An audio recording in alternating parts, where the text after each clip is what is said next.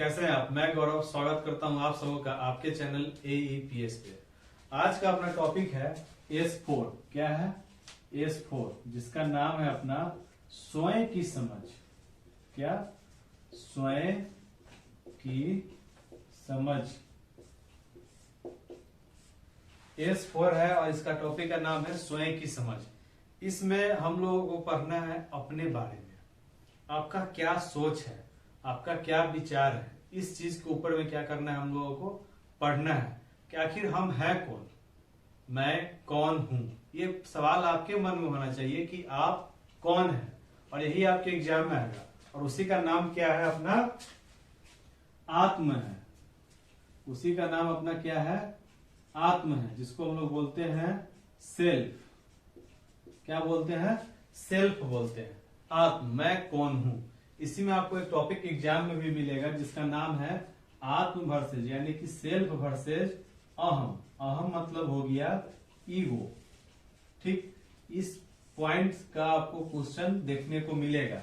ये पॉइंट आपके सिलेबस के जो पॉइंट होते हैं उसमें नहीं है, ये आपके एग्जाम में देखने को मिलेंगे। आत्म वर्सेज अहम आपसे पूछ देगा आत्म और अहम एक दूसरे के विपरीत कैसे है, या फिर आत्म से क्या अभिप्राय है। इस प्रकार का प्रश्न आपका सामने में बनकर आएगा।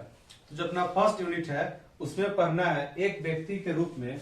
जो अपना यूनिट 1 है इसमें आपको पढ़ना है एक व्यक्ति के रूप में स्वयं की समझ। यही आपकी यूनिट का नाम है। देखिए, ये आपका जो S4 है, अब तक मैंने आपको S1 और S2 पढ़ाया है, जो कि आपके प्लेलिस्ट में ऑलरेडी मैंने ऐड कर दिया है। जो अपना क्या था, 70 मार्क्स का था। और अपना जो S4 है सो कितने मार्क्स का है? 35 मार्क्स का है। ठीक, तो इसमें बस 3 यूनिट पढ़ना है। कितना यूनिट पढ़ना है? 3 यूनिट पढ़ना है। और काफी आसान क्वेश्चन आता है, आप इसको इजिली अपने ही विचार से लिख सकते हैं। इसके लिए आपको कहीं से कुछ करने की आवश्यकता नहीं है। तो अपना पहला पॉइंट क्या है? एक व्यक्ति के रूप में स्वयं की समझ या स्वयं को समझना। जो आपका किताब का पॉइंट है सो क्या है अपना? स्वयं को समझना। ठीक है, आज मैंने सारा पॉइंट एक जगह नहीं लिखा है, सोचा हूं क्या जिस प्रकार से बना के देखता हूं कि आपको कैसा लगता है। ठीक, अपना फीडबैक अवश्य दीजिएगा कि आपको ऐसा सही लग रहा है, या फिर जो मैं पूरा पॉइंट पहले से बोर्ड पे लिख देता हूं वो आपको सही लगता है। जैसा आपको अच्छा लगेगा उस प्रकार से हम लोग काम करेंगे। तो पहला पॉइंट क्या है अपना? एक व्यक्ति के रूप में स्वयं की समझ या स्वयं को समझना। इसको शुरू करने से पहले एक बात मैं आपको बता दूं जो कि आपके नोट्स के अकॉर्डिंग है, और मैं अपने हर वीडियो में आपको ये चीज बताता हूं, फिर भी आप लोग मुझे व्हाट्सएप पे या कॉल करके बराबर एक ही क्वेश्चन पूछते हैं कि सर नोट्स कब आएगा। अगर आप लोगों को बस नोट्स से ही मतलब है तो मैं हर बार बोलता हूं कि ये आपके लास्ट वीक ऑफ फरवरी या मार्च फर्स्ट वीक में आ जाएगा। ऑलमोस्ट मैंने सारा बना दिया है, थोड़ा बहुत पेंडिंग है S9 का, उस पर काम चल रहा है, तो आपको ये बहुत जल्द आ जाएगा। मैं हर वीडियो में आपको स्टार्टिंग में इस बात को बता देता हूँ। फिर भी आप में से मैक्सिमम लोग मुझे मैसेज करते हैं, कॉल करते हैं कि सर नोट्स कब आएगा। क्या आप बस नोट्स के ऊपर ही डिपेंड है? क्या आप मेरे साथ जुड़े हैं तो बस एक नोट्स के लिए ही जुड़े हैं? अगर बस आप एक नोट्स के लिए ही जुड़े हैं तो फिर आप गलत ट्रैक पे हैं, क्योंकि आपका ये जो नोट्स है ये भले ही आपको डीएलएड में डिग्री दिला दे, पर आपका सीटेट क्वालिफाई नहीं करवा सकता है, आपको एक योग्य शिक्षक नहीं बना सकता है कोई। ठीक है, अभी जो अपना बेरोजगारी का आलम है, हो सकता है कहीं इसमें आपका इंटरव्यू भी ऐड कर दे, तब क्या कीजिएगा? तब वहां पे क्या नोट्स को पढ़ के बताइएगा? नहीं बताइएगा। जब तक आप समझिएगा नहीं बातों को कैसे एक्सप्रेस करना है, आप मुझे देखिए, मुझसे भी बहुत अच्छे अच्छे टीचर हैं, उनको देखिए, समझिए कि किस प्रकार से हम अपनी बातों को आपके सामने में रखते हैं। जो अपना हार्ड टॉपिक है उसको कैसे इजी बना के आपके डेली लाइफ से जोड़ते हैं, उस चीज को समझना है ताकि आप बच्चों को समझा सके। ठीक है, तो अपना टॉपिक क्या है? एक व्यक्ति के रूप में स्वयं की समझ या स्वयं को समझना। इसके अंदर में आपको पढ़ना है, मैं आपको बता देता हूं, एक व्यक्ति को समझने की जिज्ञासा, मैं कौन हूं, सेल्फ बनाम ईगो, यानी कि ईगो का मतलब हो गया अहम, जो कि मैंने आपको पहले ही लिखा है। अब देखिए, आत्म मतलब कि मैं कौन हूं। आपका जो एक अपने प्रति जो अवधारणा है, चाहे वो आपका पॉजिटिव हो या निगेटिव हो। मान के चलिए एक छोटा सा एग्जांपल हम लेते हैं कि आप आज ग्रेजुएशन कर चुके हैं या फिर इंटर पास आउट है। ठीक, आप सोच रहे हैं कि मुझे जॉब नहीं मिल रहा है और घर में आप बैठ के बस यही सोच रहे हैं कि मैं एक बेरोजगार इंसान हूं, मैं क्या करूं। आज भले ही ट्वीट हुआ, मैंने भी ट्वीट किया, मैं भी एक बेरोजगार इंसान ही हूं। तो आप बस इस बात को सोच रहे हैं पर कहीं कुछ कार्य नहीं कर रहे हैं। आप बस क्या है कि अपने सोच में ही उलझे हुए हैं कि आखिर हम क्या कर रहे हैं, बेरोजगारी कैसे दूर होगा, बस इस बात को आप सोच रहे हैं और उसको दूर करने के लिए आप प्रयास नहीं कर रहे हैं। कम से कम आप क्या कीजिए कि प्रयासरत रहिए। जो अपना सिस्टम है, जैसा प्रकार का भी माहौल चल रहा है वो सारा कुछ चलते रहेगा, पर जब भी जैसे ही मौका आएगा तो उस मौके के लिए बहुत लोग बैठे हुए हैं। अगर आप बस घर में बैठ के ही सोच रहे हैं तो वो मौका आपको कैसे मिलेगा। आपको उसके लिए कुछ ना कुछ काम रोज करते रहना है। जो हमारे विद्यार्थी का पूरा एक गुण होता है, जो मैं आपको रेगुलर बोलता हूँ कि मैं कोई आपका टीचर या प्रोफेसर कुछ नहीं हूं, मैं आपका एक दोस्त हूँ, साथी हूँ, आपके साथ हूँ।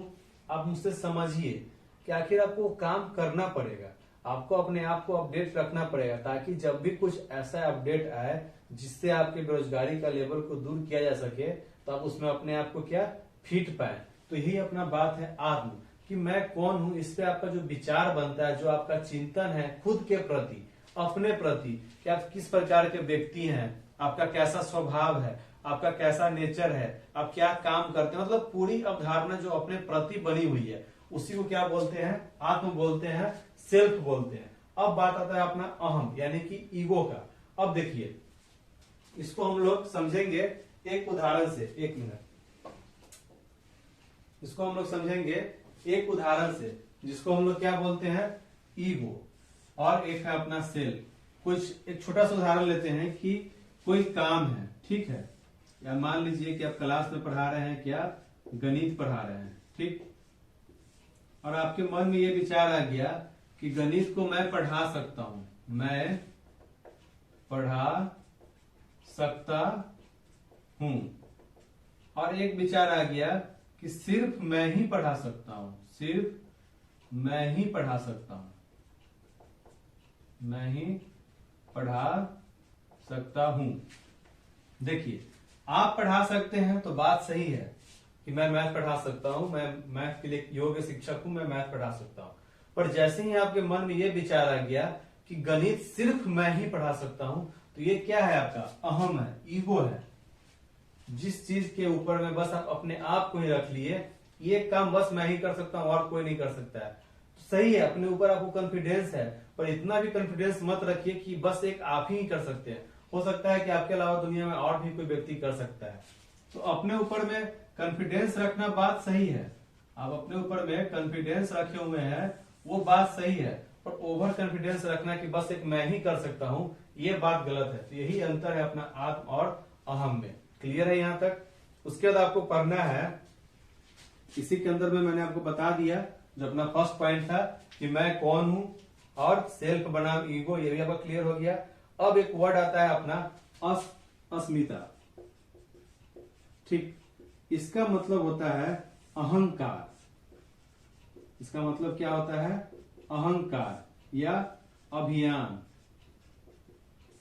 अहंकार कहने का मतलब हो गया, एक होता नहीं है कि अपने ऊपर में एक अहंकार, इसको आप जोड़ सकते हैं अपने अहम ईगो से जोड़ सकते हैं कि बस ऐसे ही चल रहा है, ये काम बस मैं ही कर सकता हूं, वो ऐसे क्यों कर रहा है, या फिर किसी को आप देख लिए वो ऐसा काम कर रहा है, फिर आपका विचार आने लगा वो इस तरह से कैसे कर सकता है, बच्चा जो है उससे इतना कनेक्टेड क्यों है। तो एक नहीं होता है जलन टाइप का जो अपना सोच बन जाता है, अहंकार। आपको इस चीज से क्या हमेशा दूर रहना है। क्लियर है? चलिए इसके बाद आपको अपना पढ़ना है जो अपना थर्ड टॉपिक है, अपना एक वर्ड आता है जिसको हम लोग बोलते हैं सेल्फ पोर्ट्रेट। सेल्फ पोर्ट्रेट इसका मतलब हो गया कि आप अपने बारे में, मतलब कि आत्मचित्र। इसका मतलब क्या हुआ, आत्मचित्र, यानी कि आप अपने बारे में विचार कि आप क्या हैं, नहीं हैं, कैसे हैं, आप किस प्रकार के व्यक्ति हैं, उसको आप क्या कर रहे हैं, लिख रहे हैं। ठीक, तो वही अपना क्या हो गया, सेल्फ पोर्ट्रेट, यानी कि खुद के बारे में लिखना, अपना विचार को, अपना अभिव्यक्ति को व्यक्त करना अपने बारे में। ठीक, तो 3 पॉइंट क्लियर है। चौथा पॉइंट है अपना शिक्षक शिक्षिका के तौर पर अपने मजबूत एवं कमजोर पक्षों के प्रोफाइल बनाना और उसके ऊपर में क्या करना, उस कारणों पर विवेचना करना। मान लीजिए इस पॉइंट को हम लोग समझते हैं, आपका लास्ट पॉइंट है फर्स्ट यूनिट का, कि शिक्षक शिक्षिका के तौर पर अपने मजबूत और कमजोर पॉइंट को, पहलू को समझना और उस पर विचार करना और उसकी कारण को समझना। ठीक, तो मान लीजिए कि आप गणित पढ़ा रहे हैं, ठीक है, आप जोर पढ़ा दिए और आपको कुछ गुना में प्रॉब्लम हो रहा है, तो आप उससे विचार कीजिएगा ना कि आखिर आपका गुना में जो प्रॉब्लम है बच्चों को समझाने में, आप उसको जो उदाहरण प्रस्तुत कर रहे हैं तो उसको आप किस प्रकार से प्रस्तुत करें ताकि बच्चे उस चीज को आसानी से समझे, बच्चे उसको इजिली ले सके। तो वही क्या हुआ कि आप अपने कार्य को अच्छे ढंग से कर रहे हैं और बच्चे के सामने में उस कार्य को अच्छे ढंग से प्रस्तुत करें, उसके लिए क्या है, आप अपने ऊपर में विचार कर रहे हैं, अपने कमियों को दूर कर रहे हैं। तो यही था अपना लास्ट पॉइंट, शिक्षक शिक्षिका के तौर पे अपने मजबूत एवं कमजोर पक्षों को समझना और उसको दूर करना। तो अपना यूनिट 1 क्लियर हो गया। अब हम लोग थोड़ा सा देख लेते हैं अपना यूनिट 2। यूनिट 2 में क्या है उसको जस्ट अभी हम लोग देखेंगे। और एक बात, मैं आपसे 2-3 दिन में थोड़ा गायब रहूंगा क्योंकि मेरा एक एग्जाम है, तो उसमें मैं थोड़ा सा आपके आसपास में नहीं आ पाऊंगा और थोड़ा सेटअप सब चल रहा है, ऑफलाइन भी है ऑनलाइन भी है, तो थोड़ा सा टाइम का आजकल दिक्कत है, पर बहुत जल्द सारा सेटअप सही हो जाएगा। और विश्वास कीजिए आपका सिलेबस अब S4 पे आ ही गया है, 5 सब्जेक्ट और बचा, उसको बहुत जल्द हम लोग डील करके कहानी खत्म कर देंगे। आप में से जो भी लोग का S9 सब्जेक्ट है, मैं बराबर बोलता हूँ कि अवश्य कमेंट करके बताएं कि आपका S9 में कौन सा विषय है। बहुत लोग बताए हैं और बहुत लोग नहीं बताए हैं, और जो लोग सीतामढ़ी से बिलोंग करते हैं वो मुझसे मिल सकते हैं, बात कर सकते हैं। उनके लिए कुछ सोच रहे हैं कि अगर आसपास से बिलोंग करते हैं तो क्यों ना उनके भी साथ में मिलकर कुछ नया किया जाए, कुछ शिक्षा जगत में कुछ नया काम किया जाए अपने यंगस्टर लोगों के साथ में मिलकर। ठीक है, अपना नंबर इकाई 2 है, अपना इकाई 2 पढ़ना है, जो कि है अपनी अस्मिता के प्रति सजगता। अपनी अस्मिता के प्रति सजगता। ठीक, अपनी अस्मिता के प्रति सजगता यानी कि शिक्षकों का अस्मिता क्या मतलब कि जो अपना अंदर में एक ईगो है, उस चीज है, उसके प्रति में आपकी विचार क्या है, आप कितने सजग हैं। यह हो सकता नहीं है कि हम किसी भी चीज को ज्यादा सोचते हैं तो अपना नेगेटिव वे भी होता है, पॉजिटिव वे भी होता है, तो उसमें आप कितना सजग हैं, उस चीज को आप कैसे ले रहे हैं। इसमें पहला पॉइंट क्या पढ़ना है कि एक आदर्श शिक्षक क्या होता है। तो एक आदर्श शिक्षक अपने मन में सोचिएगा कि आप बचपन में जो शिक्षक आपको ज्यादा पसंद थे उनमें क्या क्वालिटी थी, उनसे आप कैसे कनेक्टेड थे, उस चीज को क्या करना है, यहाँ पे डील करना है। दूसरा पॉइंट है शिक्षक की अस्मिता के सैद्धांतिक परिप्रेक्ष्य, मतलब कि जो उनका अच्छा पॉइंट था उसको शिक्षा जगत में जोड़कर आपको लिखना है। ये सारा कुछ आपके नोट्स में अवेलेबल है, आपको कुछ भी नोट डाउन करने की आवश्यकता नहीं है। तीसरा पॉइंट है अपनी धारणाओं और चिंतन और व्यवहार के बारे में समझना, और उसमें जो चुनौतियां आ रही हैं उसके ऊपर में समाज के प्रति या विद्यालय के प्रति जो चुनौतियां आ रही है, जो आपका व्यवहार है। मान के चलिए कि आप एक टीचर हैं तो आपको फीडबैक लेना भी आवश्यक है कि आपका क्या फीडबैक आ रहा है, आप किस प्रकार से कार्य कर रहे हैं। अपने समूह में बातचीत करें, एक दूसरे के बारे में जाने की किनकी क्या कमियां हैं, अगर हो तो उनसे अपनी कमियों को जानने की कोशिश करें और उसको अपने एक डायरी में लिखे, जिसका नाम क्या होता है, दैनिक प्रतिबिंब डायरी। ये भी आपका S4 का ही टॉपिक है, दैनिक प्रतिबिंब डायरी, जो आपके एग्जाम में आएगा। वो मैंने आपके नोट्स में भी डाल दिया है पूरा पॉइंट वाइज लिखकर। तो उसको समझे, अपने व्यवहार में कुछ कमियां हैं तो उसको दूर करे, उसके ऊपर में गुस्सा और आक्रोश करने से अच्छा है उस चीज को हम लोग क्या करें, दूर करें। तो इकाई 2 में कुछ खास ऐसा कुछ था नहीं, काफी छोटा टॉपिक है S4, इसको आराम से इजी पूर्वक पढ़िएगा और बहुत इजी टॉपिक है। इसका बाद की सारा कुछ आपके नोट्स में अवेलेबल है। और अपना तीसरा जो यूनिट है, थर्ड यूनिट जो है सो है अपने कार्यों तथा जीवन उद्देश्यों की समझ, यानी कि आप अपने जीवन में किस प्रकार का उद्देश्य लेकर चल रहे हैं, आपको कैसे क्या करना है, आपका क्या विचार है, आपका भौतिक परिप्रेक्ष्य क्या है, यानी कि जो आपका जीवन का लक्ष्य है उसमें भौतिक परिप्रेक्ष्य क्या है, भावात्मक परिप्रेक्ष्य क्या है। ठीक, और उस जो आपका पूरा सोच है, जो पूरा विचार है, सो आपके समाज से तालमेल बैठता है कि नहीं, आध्यात्मिक विचार से साथ में पहलू उसका बैठता है कि नहीं, यही सब चीज आपको लिखना है। और ये सारा कुछ जो है ना, वो सारा कुछ आपके दैनिक लाइफ से ही है।